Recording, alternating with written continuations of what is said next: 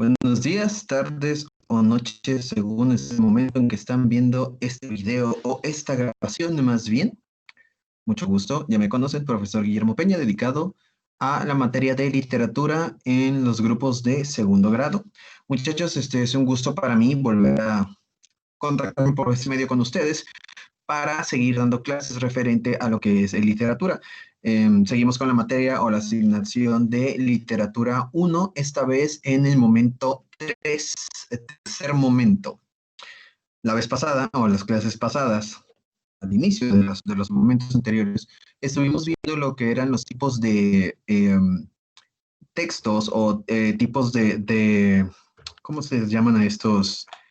Géneros literarios, ¿no? El dramático, el narrativo y el poético, que cada uno nos habla acerca de distintos tipos de ejecución de la literatura, ya sea en teatro, en poesía o en cuento, ¿sí? Después de eso pasamos a ver las diversas épocas literarias y cómo a través de cada época literaria se fue desarrollando una, eh, digamos, una vertiente distinta de la misma inquietud, la inquietud de crear historias, ya sea porque al principio se creaban historias para educar, como las fábulas, o creaban historias para darle explicación a los fenómenos naturales, como en los mitos, o se creaban historias para inventar héroes, como en las epopeyas, o se creaban historias para entretener, como era en el drama, en el teatro, o ya fuera que se creaban historias o poesías o canciones con el objetivo de embellecer los mensajes, como lo vimos en el género lírico. Ahora vamos a ver lo que es la narrativa a través del tiempo. Ya vimos los géneros literarios a través de las diversas épocas literarias. Ahora vamos a ver qué es la narrativa. ¿A qué se refiere narrativa? Narrativa no se refiere solamente a un cuento, a una historia, a una fábula, se refiere a todo, a la manera de contar una historia. Todo, todo, absolutamente todo en este mundo tiene narrativa, ¿sí? Tiene narrativa desde una película que estás viendo, una novela que le gusta ver a tu mamá, eh, una canción que te cuenta una historia, la manera en la que ustedes le cuentan una historia a un compañero de clases. Todo eso es narrativa, a eso se refiere. Entonces vamos a ver cómo esta narrativa cambió con el pasar de los años.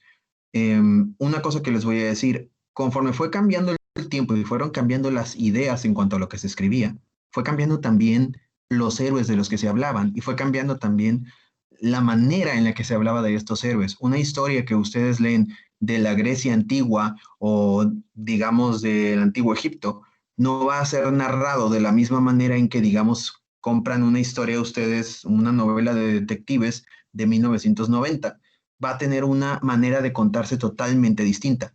¿Significa que una es mala y otra es buena? No, significa que cada una se ajusta a una época.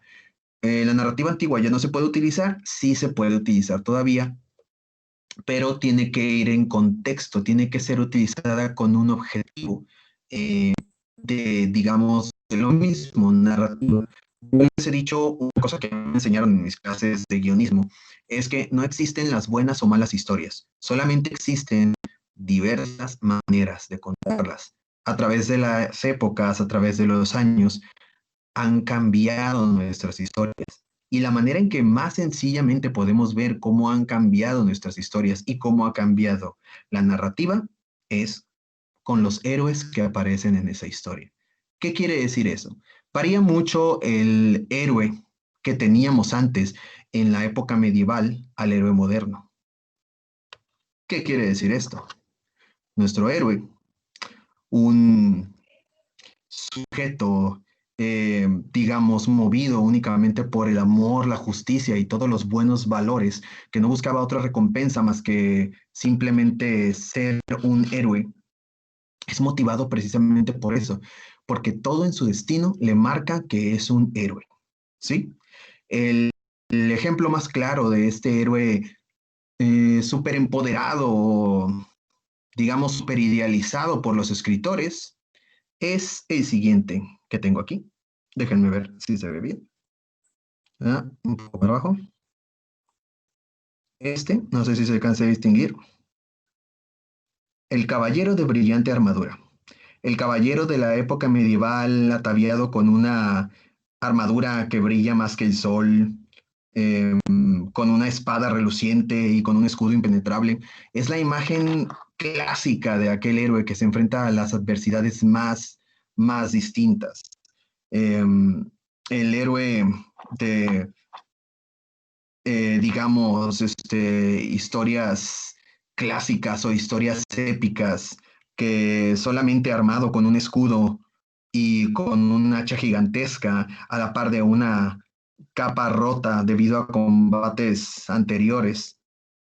Es aquel que era el ideal del héroe, de lo que debemos de buscar ser, lo que debemos de buscar proyectar nosotros como personas. ¿Por qué es importante reconocer al héroe en una historia? Eh, el héroe es el vínculo entre el lector y el escritor, o más bien entre el lector y la historia. Cuando tú te identificas con el héroe de una historia, es más probable que tu héroe te atraiga, que tu historia o que la historia te atrape. Es más probable que te llame la atención porque el héroe se parece a mí, porque es igual que yo.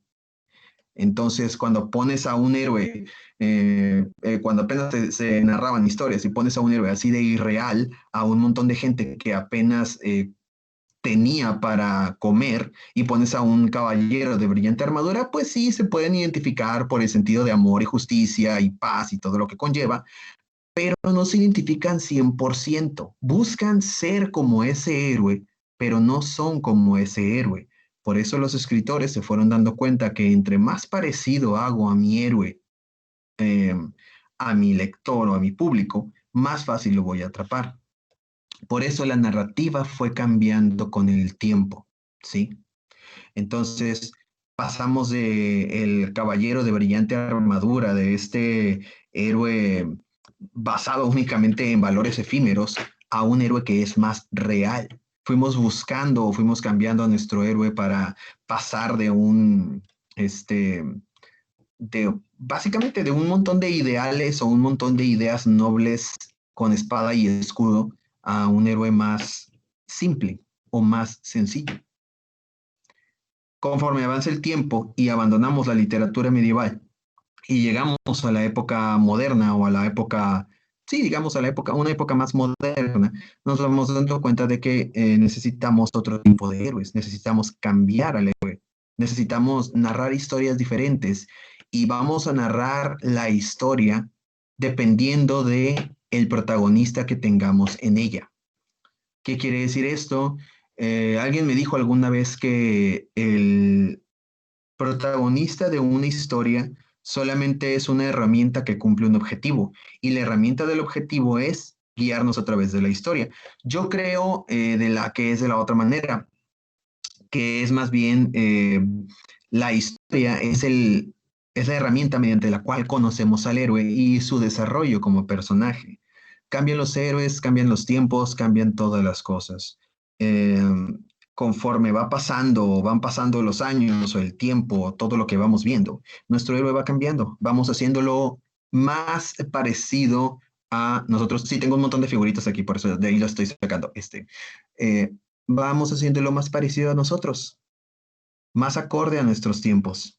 Si se fijan, este es una mujer, porque estoy queriendo decir que ahora los héroes no solamente pueden ser hombres, sino también pueden ser mujeres, vestidos de una manera más sencilla, con ropas más modernas, más normales, enfrentándose no solamente a, digamos, personas más comunes, sino enemigos más comunes. Tenemos que los caballeros de la época medieval enfrentaban monstruos, dragones, ogros, y los héroes de la época moderna van enfrentándose ahora a otros seres humanos, a gente más normal, más común, más parecidos a ellos. El peor enemigo de la humanidad es la humanidad misma, como dicen algunos escritores. Entonces, eso es lo que quiero que se den cuenta con el cambio de la narrativa. La narrativa sirve para ver la manera en que le llegamos al público. No voy a contar la misma historia, no solamente dependiendo del tiempo en el que esté, sino dependiendo en a quién voy dirigido. Si dirijo mi historia a niños, pues les voy a contar la historia de una manera. Si dirijo mi historia a mujeres, digamos, mayores de edad, voy a contarles otro tipo de historia con otro tipo de héroe, un héroe con el que ellas se identifiquen. Un niño tiene que identificarse con un héroe parecido a él, un héroe que enfrente los mismos problemas que él. Si voy a contarle mi historia a adolescentes que les gustan las películas de acción y los superhéroes, voy a contarles una historia diferente, voy a contarles algo con un héroe que se puedan creer. No se trata de que el héroe esté muy exagerado o no, sí, se trata de que el héroe sea creíble para que la narrativa sea creíble. Si mi narrativa es no creíble desde un principio, entonces mi historia no es creíble, ¿sí? Eh, Suena un poco más complicado de lo que quiero decir. Lo que quiero dar a entender es que si estoy contando la historia de una manera que es inverosímil, ¿no? Digamos con personajes que no van, o un personaje que es muy bueno y de repente es malo, o que es muy débil y de la nada es muy fuerte, o es miedoso y de repente se hace valiente, así nos sirven las cosas porque no lo sentimos real, porque en la vida real así no pasan las cosas. Conforme fue pasando el tiempo, los escritores se fueron dando cuenta, bueno, es que esta narrativa no funciona ya porque la gente no le crea ese tipo de narrativa.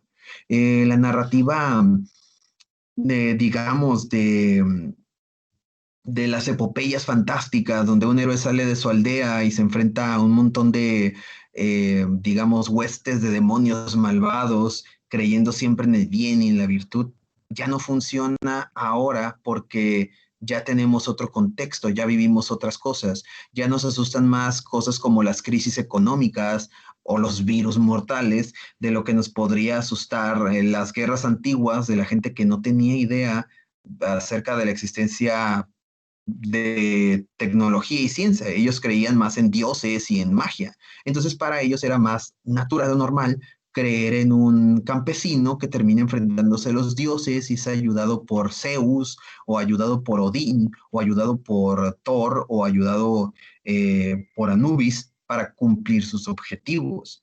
Porque según ellos, los dioses eran reales y eran los únicos que podían ayudar a nuestro héroe. Pero se fue abandonando esa narrativa. Conforme avanzamos a través del tiempo, las ideas van siendo más simples y más sencillas y la manera de contar las historias va cambiando. Lo que quiero que vean aquí en la lectura 1 de este momento 3 es cómo han cambiado la manera de contar una historia, cómo hemos avanzado desde los mitos clásicos de la Grecia antigua, digamos, a la novela policíaca de los años 30, ¿sí? Donde en un principio, pues nos enfrentamos a conseguir una pócima mágica para liberar a un pueblo de la tiranía de un dios malvado, a simplemente un tipo viejo y cansado que acepta buscar al marido perdido de una mujer porque no tiene dinero y ocupa dinero para pagar las cuentas. Es un héroe mucho más sencillo y mucho más creíble porque no nos movemos ahorita por el bien o la virtud, nos movemos por dinero. Entonces la narrativa se va ajustando a nosotros. Y a la par de eso podemos ver otro tipo de narrativa.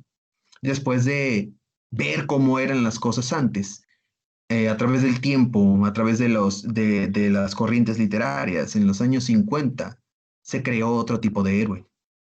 Fue creado el héroe por el escritor que veía hacia adelante, el que trataba de anticiparse a la época, el escritor que decía, ¿cómo irá a hacer esto dentro de unos 10 o 20 años? ¿Cómo irán a hacer las cosas dentro de unos eh, milenios más? ¿Qué va a pasar cuando ya no exista la Tierra? ¿Qué va a pasar cuando contaminemos tanto el planeta? ¿Qué va a pasar cuando nos aislemos para comunicarnos a distancia? Pero solo es ciencia ficción, ¿no? Eso no pasa en la vida real.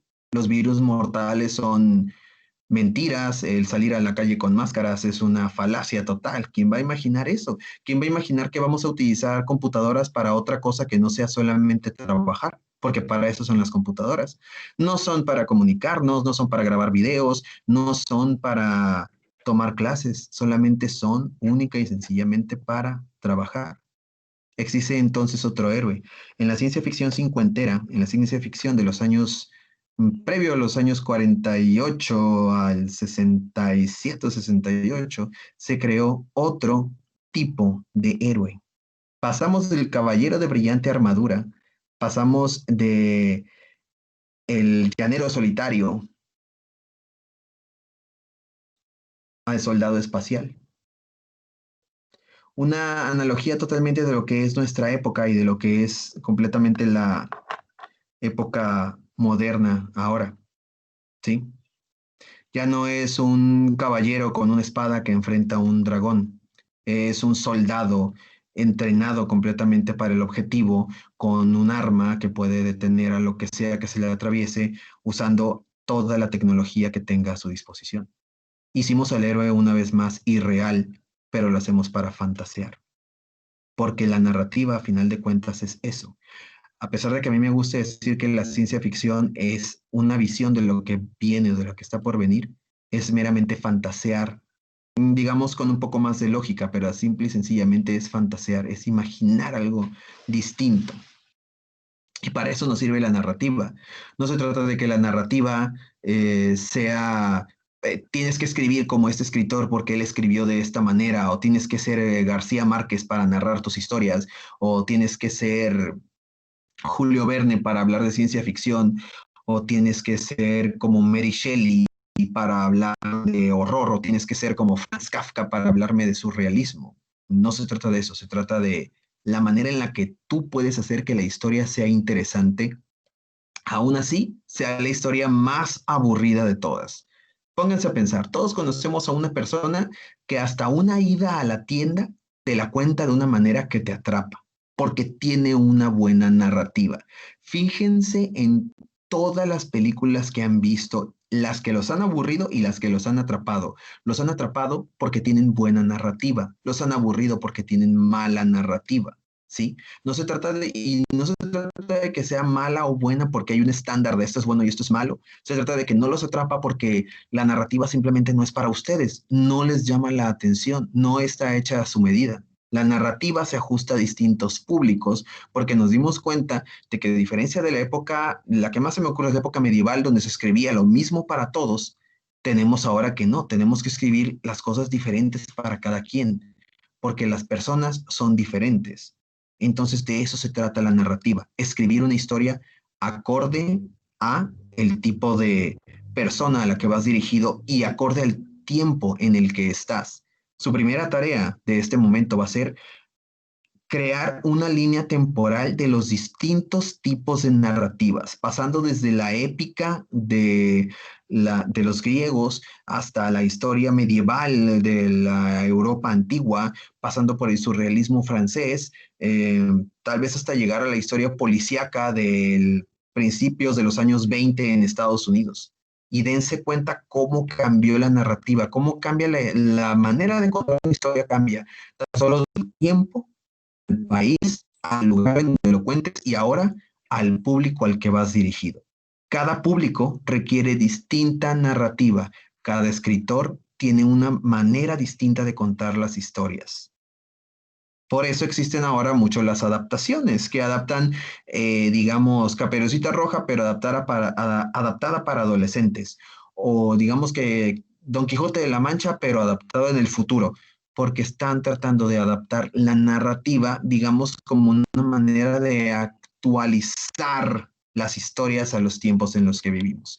¿Ok? Entonces, primera tarea, hacer una línea temporal de los tipos de narrativas. Busquen en Google la narrativa a través de los tiempos. Chequen la lectura 1 del momento 3 de esta ocasión, ¿ok? Entonces, cualquier duda, pregunta, aclaración o queja, la voy a estar atendiendo por WhatsApp. Les recuerdo que cambié de celular para que se actualicen. Los que no tienen mi nuevo número lo preguntan o me lo pueden preguntar a mí. Bueno, generalmente por el grupo de WhatsApp porque no tienen mi nuevo número y el viejo número me está fallando mucho, así que ya no lo voy a estar revisando tanto. Pregúntenle a sus compañeros cuál es mi nuevo celular para que me contacten por ahí. ¿Ok? Los veo luego y suerte con su tarea. Hasta luego, bye.